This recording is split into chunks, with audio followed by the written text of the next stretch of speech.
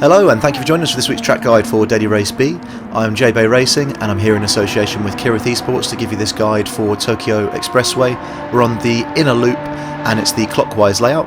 It's 8 laps long, so quite a decent length of daily race, and there is now light mechanical damage on, as well as a small amount of tyre wear and also the fuel load to contend with, so it's a bit more interesting in Daily Race B these days. The most important thing by far in this race though is going to be staying away from the barrier contact, so unfortunately you do get a 1.5 second penalty even if you just touch the wall lightly, and that can easily turn into you going to the other side and then touching the other wall and getting a 3 second penalty, which is really going to ruin your race, so staying clean is going to be paramount to having good results this week. When learning the track as well, you really need to memorise the order the corners are coming up in, so I wasn't familiar with this layout personally until this morning. A lot of the corners look the same when you're coming up towards them, so make sure that you take a little bit of time before you go and do some laps and memorise the corner order. At the end of this video there is going to be the lap just played out at full speed, so I would recommend just maybe watching that lap 3-4 times, however many times you need to sort of get it into your memory, and then you're going to know exactly what's coming up, and that is going to be the key to having a good clean race around here. So managed to get a really good quali time. We were actually in the global top 10 for this morning when the time was set, so it should be a good time to give you a few good pointers. And we're in the BMW M4 Gr4, so that definitely seems to be the best car. It's got great rotation and you short shift this car, so look for how early I'm shifting up.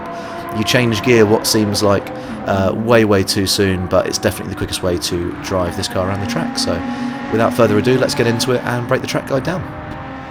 Here we are for the start of the lap then, and as I say, you need to pay attention to where I'm shifting up as it is very early in the gear. We're looking out for the wall on the left here, and as it changes from this solid wall to the wall with the spaces in, just using a bit of brake there, down into 6th gear and then turning in.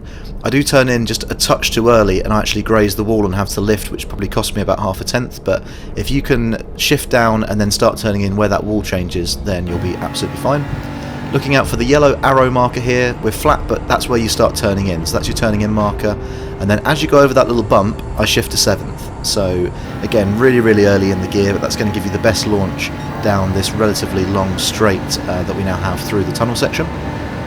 Next brake marker we're looking out for here is as you come over the crest of the hill, there's some red lines coming across the tarmac, so I'm braking just before those, down into 6th gear, turn in nice and early, and you can commit to the power pretty early on there. You've got a bit of run off to the left to use. The next brake marker is a little bit difficult to see, so there's a white sort of sign poking up, but it's very thin on your right hand side. This white pole here, we're just braking on that, down to 6th gear, get right in over as close to these white lines as you can, and then commit on the power.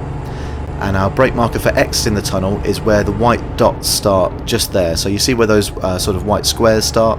You come down to 5th gear, again get right over to the right hand side and commit to the power nice and early, short shifting up to 6th.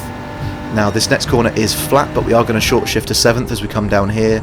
Again, turn in super early, cut into this shadow, and then you want to get onto the right hand side of the road coming through the tunnel.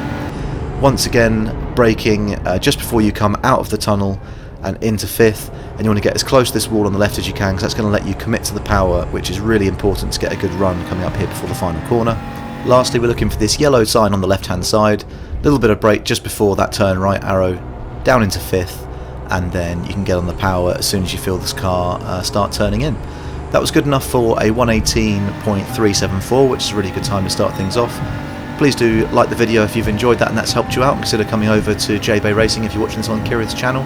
Hopefully that's helped you out. We'll watch the lap guide now in full speed to help you with learning the corner order, and good luck with your qualifying this week. Thanks very much.